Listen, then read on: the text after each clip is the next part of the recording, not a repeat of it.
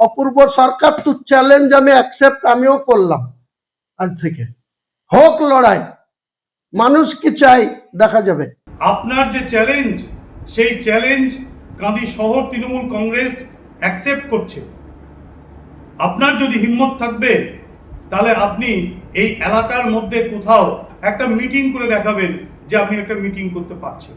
ভরতপুরে তৃণমূল বিধায়ক হুমায়ুন কবিরের নিশানায় দলেরই একাংশ বারবার নিশানা করেছেন জেলা তৃণমূল সভাপতিকে, ছুড়েছেন চ্যালেঞ্জও। শনিবার সাংবাদিকদের মুখোমুখি হয়ে অপূর্ব সরকারকে চ্যালেঞ্জ ছড়েন হুমায়ুন কবির। চ্যালেঞ্জ আমিও অ্যাকসেপ্ট করলাম, আমি রেজিনগর দাঁড়াবো আর কাঁদিতেও দাঁড়াবো, নাহলে আর এক হুমায়ুন কবিরকেও কাঁদিতে নিয়ে এসে দাঁড় করাবো তোর বিরুদ্ধে। দেখবো তুই কত ধানে কত চাল হয়, তোকেও দেখাবো। অপূর্ব সরকার তো চ্যালেঞ্জ আমি অ্যাকসেপ্ট আমিও করলাম। আজ থেকে হোক লড়াই, মানুষ কি চাই দেখা যাবে। রাজনীতিতে সব সম্ভব। যে অধীর চৌধুরীকে 2024-এ হারিয়েছি, সেই অধীর চৌধুরীর সাথে দরকার হলে সিট অ্যাডজাস্টমেন্ট করব। রাজনীতিতে সব সম্ভব, কিন্তু তোকে সাধারণ পাবলিক করে দেবো।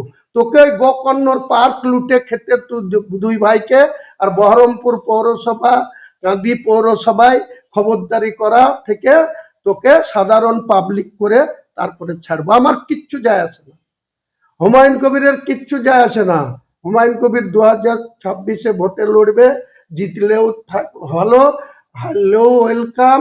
এবার হুমায়ুন কবিরকে পাল্টা চ্যালেঞ্জ কান্দির তৃণমূল নেতৃত্বের। রবিবার সাংবাদিক বৈঠকে হুমায়ুন কবিরকে নিশানা করলেন কান্দির তৃণমূল নেতৃত্ব। আপনার চ্যালেঞ্জ অ্যাকসেপ্ট করছি আমরা কাঁদি শহর তৃণমূল কংগ্রেসের পক্ষ থেকে।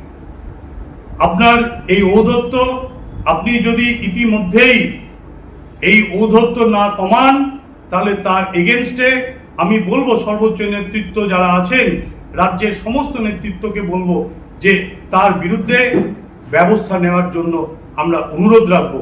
তিনি দলের বিধায়কের আজকে কোন লাইনে বক্তব্য, বিজেপি যে ভাষায় কথা বলছে উনিও কিন্তু ঠিক একই ভাষায় কথা বলছেন।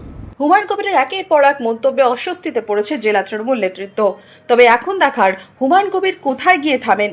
Bureau report, Madhyabanga news.